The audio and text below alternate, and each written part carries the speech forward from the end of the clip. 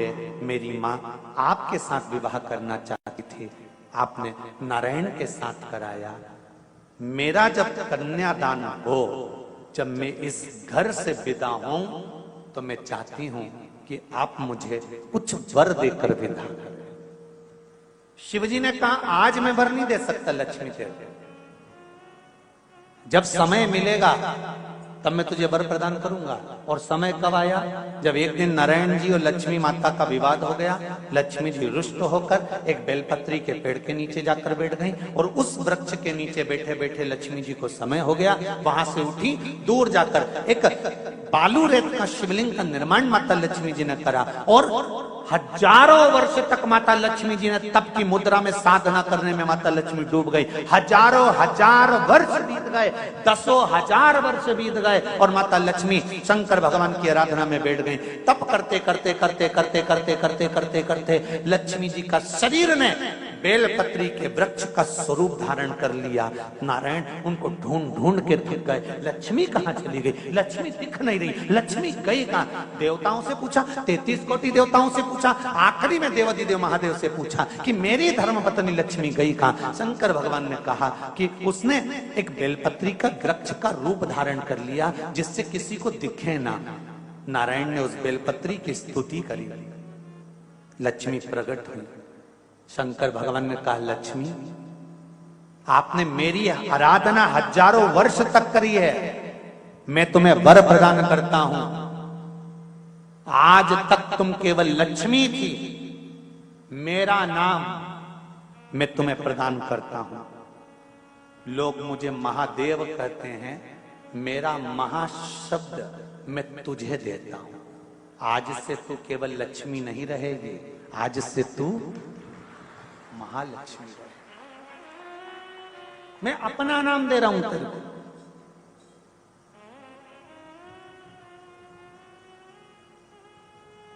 इसलिए सनातन धर्म के अंतर्गत वर्णन किया गया, शंकर भगवान की आराधना में, शिव की आराधना में जब तुम्हें लगता है कि तुम्हारा व्यापार नहीं चल रहा, कोई तुम्हें धोखा दे रहा है, लक्ष्मी नहीं आ रही, बहुत चिंता में पड़े हुए हो, बहुत टेंशन में जिंदगी चल रही है, बहुत बीमारियां तुमको घेर ली है और चारों तरफ अंधेरा ही अंधेरा नजर आ रहा है, तुमने विचार करा अब मैं तो मर जाऊं तो अच्छा, मैं सुसाइड कर लूं तो अच्छा, मैं मर जाऊं तो अच्छा। तो मरने से पहले एक काम कर कर देखना, शंकर भगवान की आराधना कर कर देखना, शिव पर एक लोटा जल चढ़ाकर देखना। और ज्यादा चिंता, ज्यादा टेंशन हो तो बेलपत्री के जड़ को घिसकर उसका चंदन बनाकर शंकर को लेपन कर कर उसकी भी आराधना कर कर देखना कि बेल चंदन का फल क्या है।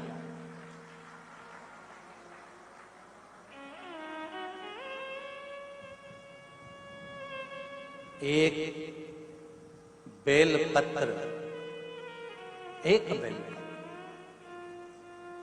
ये कोई साधारण नहीं, एक बेल।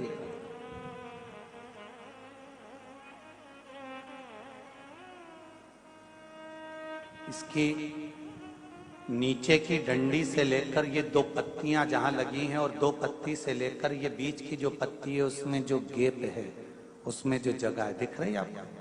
ये दो पत्ती से लेकर बीच की पत्ती के बीच में जो जगह खाली रहती है, 33 कोटि देवी देवताओं विराजमान रहते हैं इस बीच की जगह में। जब शिव जी को चढ़ाया जाता है तब इस पत्ती के बीच की जगह शंकर के शिवलिंग पर रखा जाता है। तो शिव जी इतने प्रसन्न होते हैं कि मेरी स्तुति करने के लिए ये भक्त 33 कोटि देवताओं को लेकर आया है, मेरी स्तुति करने के लिए। लोग चावल लाए, लोग अंबारियां लाए, धन लाए, दौलत लाए, संपदा लाए, पर एक शंकर का भक्त ऐसा होता है जो एक बेलपत्री के रूप में 33 कोटि देवताओं को, 64 योगिनियों को, आदि शक्तियों को शंकर को समर्पित करता है।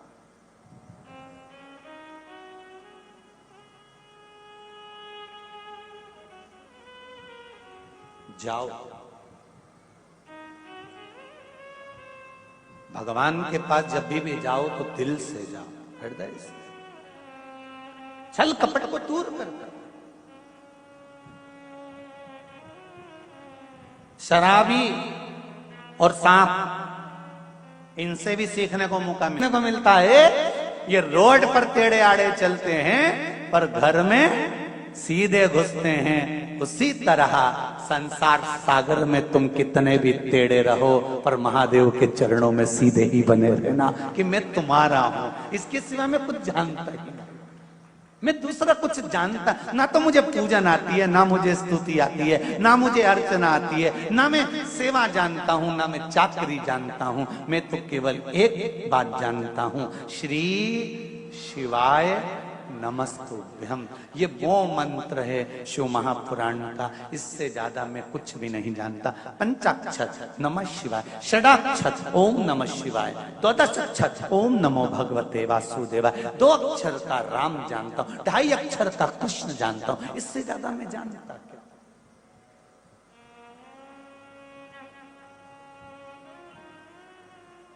इस चित्त को, इस वृत्ति को, इस मन को भगवान को समर्पित कर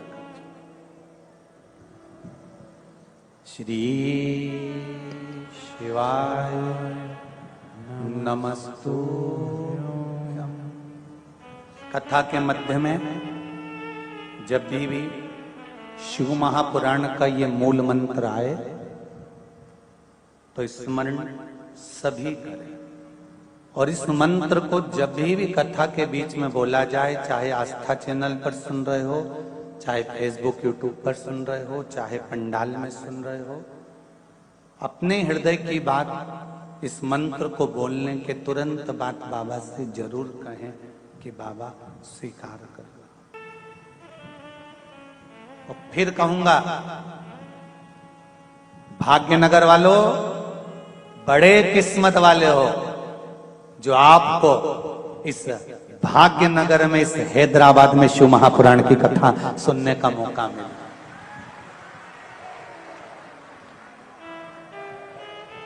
अगर मौका मिला है हैदराबाद की इस पावन धरा पर, भाग्यनगर में अगर आप लोग कथा सुन रहे हो तो आपकी किस्मत का वर्णन नहीं कर सकता।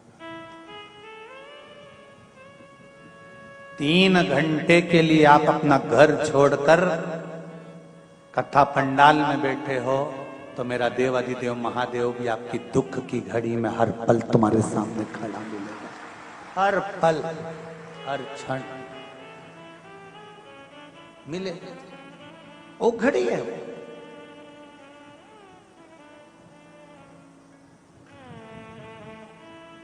एक देवराज नाम का ब्राह्मण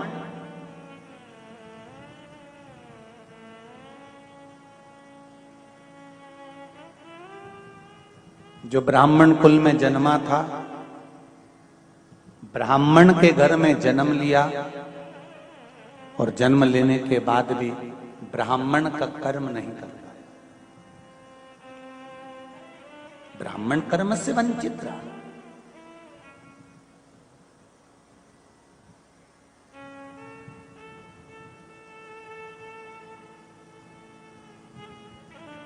ब्राह्मण कुल में जन्म लेने के बाद अगर आप ब्राह्मण कर्म से वंचित रह भी गए तो मेरा एक निवेदन रहा है, वो हमेशा कहता हूं, कोई अगर ब्राह्मण कुल में जन्म लिया है, ब्राह्मण कर्म से अगर वंचित रह गया है, रह जाने दो, पर आप अपने मुख से किसी की निंदा मत कि वो ब्राह्मण होकर ऐसा कर रहा है, वो ब्राह्मण होकर ऐसा कर गया। हमें निंदा नहीं करनी।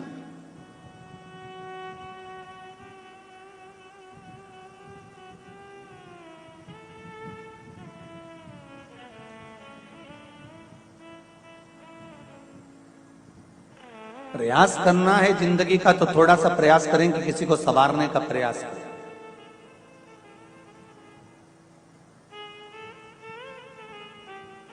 कोयल और कौआ दोनों में मीठा कौन बोलता है? जम के बोलो। कोयल। कोयल जब मीठा बोलती है तो कौए को अच्छा नहीं लगता। जैसे ही कोयल बोलना चालू करती है तो कौआ भी काऊ काऊ करने लगता है। सुनना तुम, जब कोयल बोलेगी ना तो कौआ चिल्लाने लगेगा। कौआ चिल्ला सकता है, कोयल की आवाज को दबा सकता है, पर क्या कौवा कोयल जैसी मधुर वाणी ला सकता है? निंदा करने वाला किसी व्यक्ति पर लांछन लगा सकता है, अपशब्द कह सकता है, उसके लिए आड़ा टेढ़ा बोल सकता है, उस पर उंगली उठा सकता है, उस पर आरोप लगा सकता है, पर निंदा करने वाला, आरोप लगाने वाला क्या कभी अपने आप को सुधार सकता है? कौवा मधुर वाणी नहीं ला सकता और निंदा करने वाला कभी निंदा करना छोड़ नहीं सकता। शिव पुराण कहती है तो एक काम कोयल जैसा करो, वो चीख चीख कर कोयल आवाज लगाकर दूसरी जगह जाकर बैठ जाती है। कौवे के मुंडे ही नहीं लगती, वो मुंह ही नहीं लगे कौवे।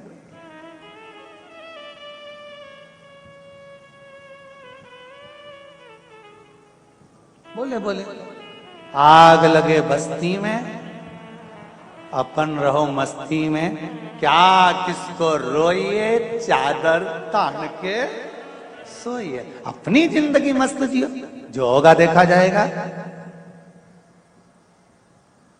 अपन क्यों रोकर जीवन निकालें?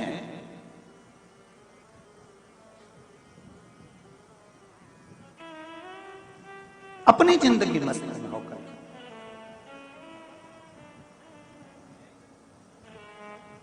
महाराज, महाभारत ग्रंथ के वन पर्व में तीर्थ यात्रा पर्व, और उस तीर्थ यात्रा पर्व के 96 नंबर के अध्याय में एक बड़ी सुंदर कथा है। अगर आपके घर में महाभारत की किताब हो, पुस्तक हो, पोथी हो, वैसे तो महाभारत की पोथी तुम्हारे यहां होगी नहीं, क्योंकि तुम महाभारत कम करते हो, जो पोथी रखोगे। महाभारत ग्रंथ के अंतर्गत, काव्य के अंतर्गत वन पर्व के यात्रा पर्व में, यात्रा पर्व के 96 नंबर के अध्याय में एक सुंदर चरित्र वर्णन आता है शंकर के भगत का,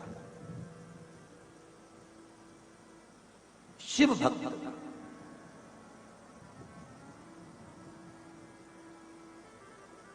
दो थे, एक का नाम था आतापी और दूसरे का नाम था बतापी। दोनों असुर है, दोनों राक्षस है। आतापी भी और बतापी। 96 नंबर का अध्याय महाभारत का वन पर्व, तीर्थ यात्रा पर्व, उसका 96 अध्याय कहता है इन दोनों ने शंकर भगवान की आराधना करी, शिव से वर प्राप्त करने की। और शंकर भगवान की आराधना कर कर भगवान शंकर से निवेदन करा, विनय करा, प्रार्थना करी, शिवलिंग का निर्माण करना, पार्थिव शिवलिंग बनाना, बदल बदल कर शिवलिंग का निर्माण करते जाना। कभी बालू का शिवलिंग, कभी मिट्टी का शिवलिंग, कभी पीली मिट्टी का, कभी लाल मिट्टी का, कभी काली मिट्टी का, कभी सफेद मिट्टी का, कभी बालू का, कभी स्वर्ण का, कभी अंबर का, कभी पीतांबर का, जो उनसे बन सकता था वैसा शिवलिंग का निर्माण कर कर उसकी पूजा करना।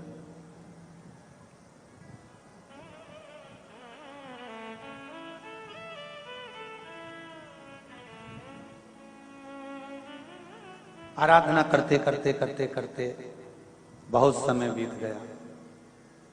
दोनों ने विचार करा कि यहां तो शिव जी प्रसन्न ही नहीं हो रहे।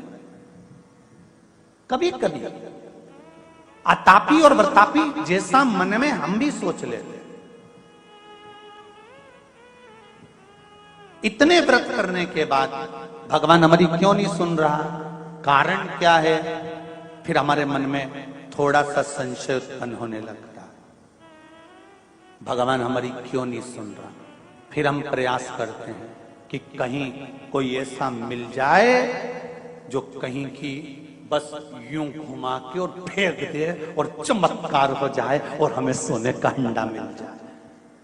और ऐसा कहीं का हो जो घुमा के हंडा निकाल दे तो हमको भी बताना, हम भी चले चलेंगे और कुबेरेश्वर महादेव का मंदिर जल्दी से बना देंगे, एक दो हंडा निकलवा के। बहुत कठिन है भाई।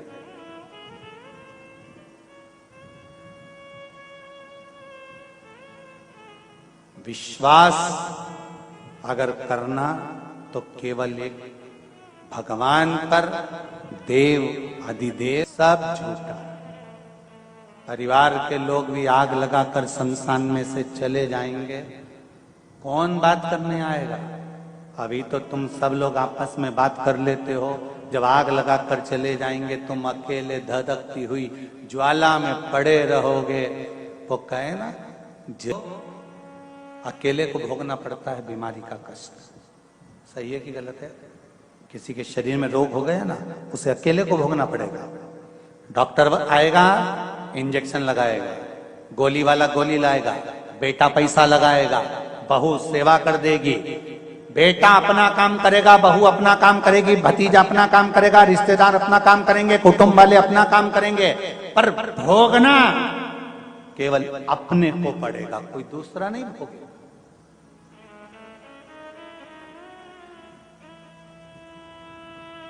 कर्म का भोग भोगना अपने को।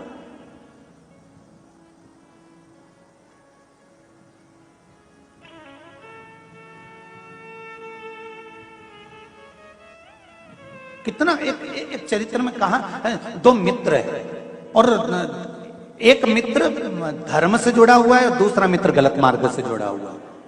अब दोनों मित्रों में एक दिन चलते चलते समय बीत गया, जो सत्कर्मी था, धार्मिक था, वो संत बन गया और एक ऐसा धर्मी था वो चोर बन गया।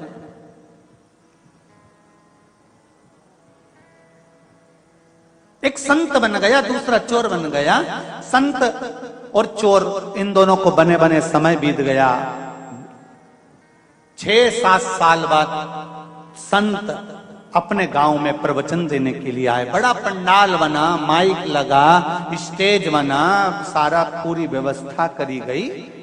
और व्यवस्था करने के बाद संत प्रवचन देने के लिए बैठे तो इसका मित्र जो चोर था वो भी कथा सुनने के लिए आ गया। उसने सोचा, यार बहुत दिनों के बाद मेरा दोस्त आया है और बहुत नाम सुना है उसका, बहुत प्रचलित हो गया, चलो जरा अपन भी चलते हैं। वो भी कथा सुनने बैठ गया। कथा चलते चलते चलते चलते कथा विराम पर आई और कथा में महाराज जी ने कह दिया, संत ने कह दिया कि मुझे यहाँ पर सभी भक्तों के लिए, गरीबों के लिए एक हॉस्पिटल का निर्माण करना है। पैसा जितने लोग बैठे हैं सब इकट्ठा करो। और डलिया भेज दी महाराज जी ने, लोगों ने उसमें पैसा डालना प्रारंभ करा।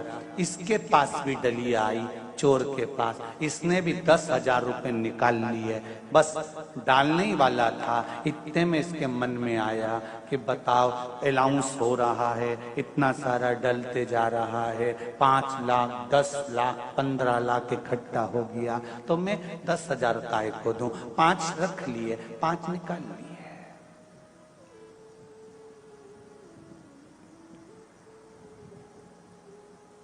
फिर डलिया घूमती घूमती घूमती घूमती इसके पास पहुंची। अब डलिया में पैसा और बढ़ गया, 25 लाख इकट्ठा हो गया। फिर इसके पास डलिया आई, इसने कहा लोगों ने इतना दे दिया, मैं काय को 5,000 दूंगा। उसने 5,000 में से 4,000 वापिस रख लिए, 1,000 निकाल लिया, 1,000। फिर डलिया घूमते घूमते घूमते